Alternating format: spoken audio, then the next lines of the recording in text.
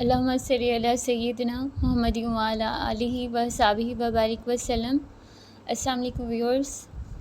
آج کے ایپیسوڈ میں ہم حدیث شریف کی سیریز سٹارٹ کریں گے اور 5 حدیث شریف میں آپ سے شیئر کروں گی۔ جو بھی آپ میری ویڈیوز دیکھا کریں تو دوسروں سے ضرور شیئر کیا کریں تاکہ سب کو موٹیویشن ملے اور درود شریف پڑھنا شروع کریں، اور دوسرے بھی آپ کی وجہ سے جو بھی درود شریف پڑھنا شروع کرے گا اس کا اجر آپ کو بھی ملے گا۔ تو آج کی ایپیسوڈ کا آغاز کرتے ہیں، حدیث نمبر 1 سے سٹارٹ کریں گے۔ حدیث نمبر 1، رسول اکرم صلی اللہ تعالیٰ علیہ وآلہ وسلم نے فرمایا،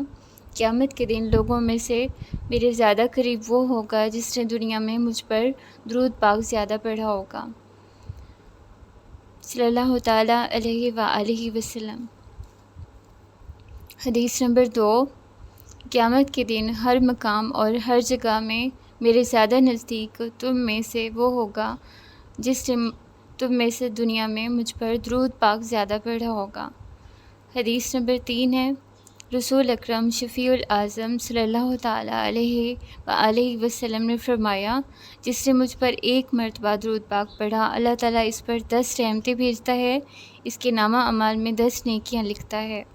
صلی اللہ تعالیٰ علیہ وآلہ وسلم۔ حدیث نمبر 4، فرمایا، رسول اللہ صلی اللہ تعالیٰ علیہ وآلہ وسلم نے،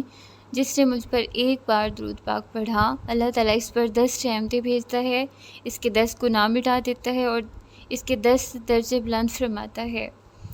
صلی اللہ تعالیٰ علیہ وآلہ وسلم۔ حدیث نمبر 5 ہے،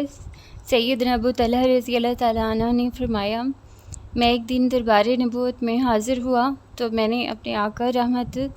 صلی اللہ تعالیٰ علیہ وآلہ وسلم کو اتنا خوش اور حشاش بشاش دیکھا، میں نے ایسا کبھی نہیں دیکھا۔ میں نے سبب دریافت کیا تو فرمایا، میں کیوں نہ خوش ہوں اور حشاش بشاش ہوں کہ ابھی ابھی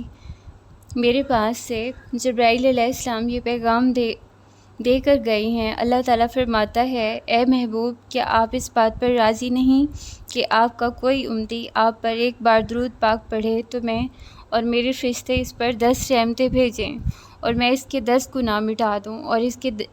کے لیے 10 نیکیاں لکھ دوں، اور جو